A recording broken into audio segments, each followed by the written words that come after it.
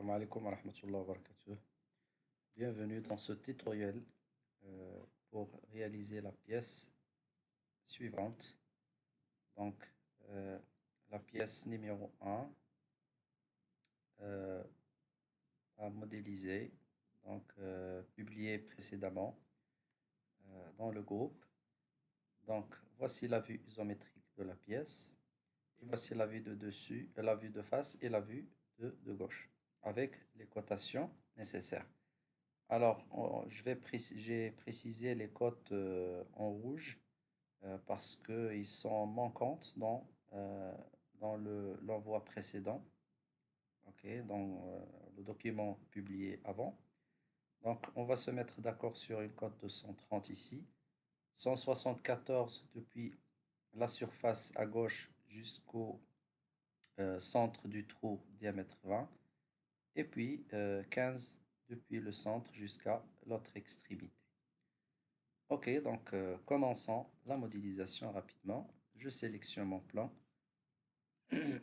Alors je vais mettre l'origine comme d'habitude au centre des pièces parce que ça va me faciliter beaucoup de choses. Vous allez voir. Donc je vais dessiner un rectangle. Je donne la cotation de la largeur qui correspond à 130 mm. Alors, je dois mettre l'origine au milieu. Donc, je vais sélectionner en cliquant sur CTRL 3 éléments, les deux extrémités plus le centre. Contrainte, symétrie. Je donne la longueur de la pièce. Donc, cette longueur correspond à 174 plus 15.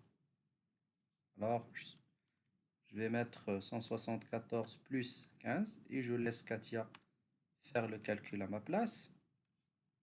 Donc, premier esquisse réalisé. Donc, je vais extruder la matière donc avec une largeur de 25 mm. Alors, le sens, donc, à vous de choisir le sens d'extrusion. Moi, je vais le mettre en bas, comme ça. Et je valide. Bien.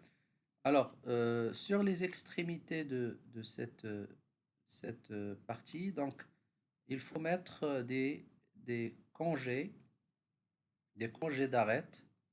Alors, voici la fonction qu'il faut utiliser.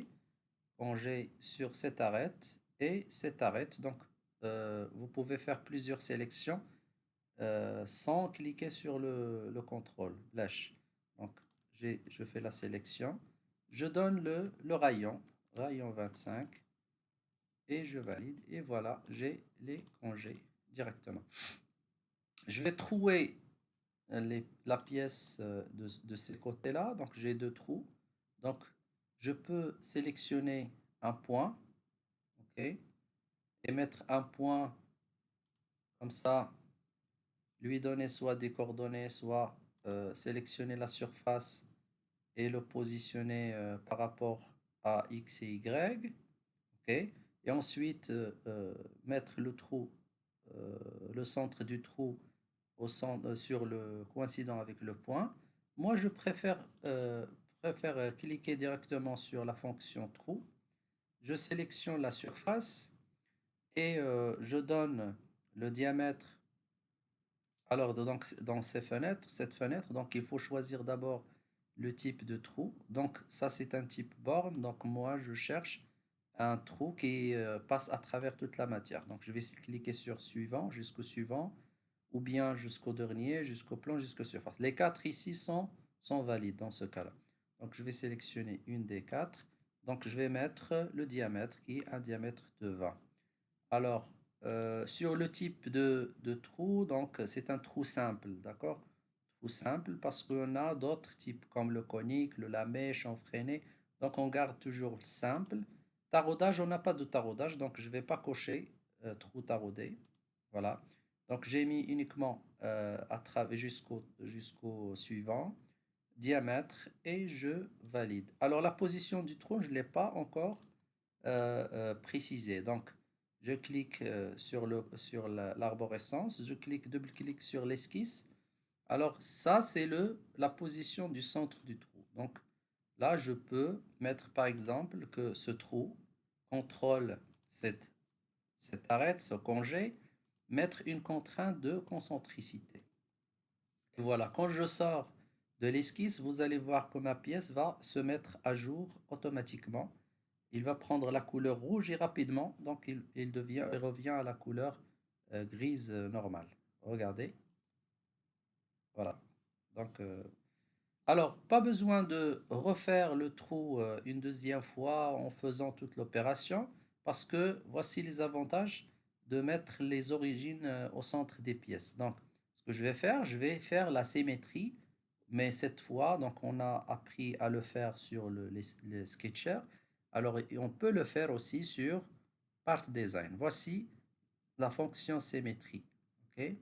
Donc, sélectionnez l'élément que vous voulez recopier, cliquez sur symétrie et sélectionnez l'élément de symétrie. Alors, l'élément de symétrie de cette fois, donc c'est ce plan-là. Ok. Add le plan. Voici l'aperçu du nouveau trou. Je valide. Très bien. Donc, je viens cette fois sur la deuxième partie que je vais esquisser. Donc, je vais sélectionner cette surface. Je vais esquisser dessus. Alors, je vais esquisser un rectangle. OK. Une coïncidence de ce côté. Une coïncidence de ce côté. Une symétrie des deux arêtes par rapport à la verticale. Et une cote de 25. OK. Je sors et je donne la matière. Alors, il faut bien sélectionner le bon sens. Si vous extrudez de ce côté, ça serait plus lent que de ce côté-là. Donc, je garde moi ce sens-là. Donc, je vais extruder une distance de, regardez, cette cote 90 moins cette distance de 25. Voilà, donc 90 moins 25. Je laisse Katia faire le calcul à ma place. Et voilà, donc je vais faire la même chose que cette partie-là. Donc, je vais le faire ici. Je vais mettre les congés sur les deux arêtes. La cote, il se souvient de la dernière valeur, 25. OK. Et le trou, donc je vais trouer sur cette surface. Donc, diamètre 20 jusqu'au suivant. OK. Donc, rien à changer. OK. Sauf que la position n'était pas précise, d'accord? Je n'ai pas encore précisé. Donc, je vais positionner. euh, alors, pardon. Donc, j'étais sur ce trou-là. Donc, esquisse. Donc, la position du trou. Donc, ce trou doit être, ce centre de trou doit être concentrique avec le congé. Voici la pièce qui va se mettre à jour automatiquement parce que moi, j'ai mis ici la mise à jour automatique. Regardez ici, automatique. Si la pièce devient rouge et il ne se met pas automatiquement sur votre ordinateur, donc il suffit de cliquer et le symbole active et vous pouvez cliquer dessus. Moi, j'ai paramétré automatiquement. Donc, symétrie. Par rapport à quel plan? Par rapport à ce plan. Regardez. Par rapport à ce plan. Et je valide. Alors, la difficulté dans cette pièce se trouve dans la partie, cette partie-là. Donc, il faut esquisser sur une partie qui est inclinée. Donc, la solution, il faut créer un plan. Alors, je vais cliquer sur plan. Alors, type de plan que je vais créer, est-ce que c'est un plan décalé par rapport au plan référence? Parce que je dois sélectionner une référence. اللي غادي ندير le nouveau plan. Donc, moi, je veux pas un plan en parallèle, qui est décalé en parallèle. Non, il y a plusieurs types. il y a parallèle à un point, il y a angle slash normal à un plan. Voilà. Donc moi, je cherche un plan qui est incliné de 45 degrés par rapport le plan de référence. Donc je vais sélectionner la troisième. Donc, l'axe de rotation. Donc, axe de rotation, c'est cette arête-là. Je veux que le plan tourne par rapport à la référence sur ce point-là. Alors, référence, donc je dois sélectionner référence. C'est quel plan? C'est le plan XY.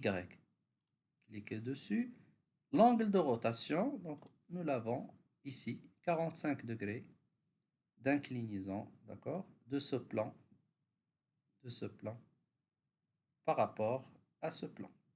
Un angle de 45 degrés. Donc, je vais mettre un angle de 45. Toujours faire l'aperçu avant de valider pour voir est-ce que vous êtes sur le bon sens. Donc, voici mon 45 degrés. Le nouveau plan créé en vert. Donc, c'est bon, je valide. Et j'ai un plan qui a été créé, qui est incliné, regardez, incliné par rapport à ce plan-là de 45 degrés.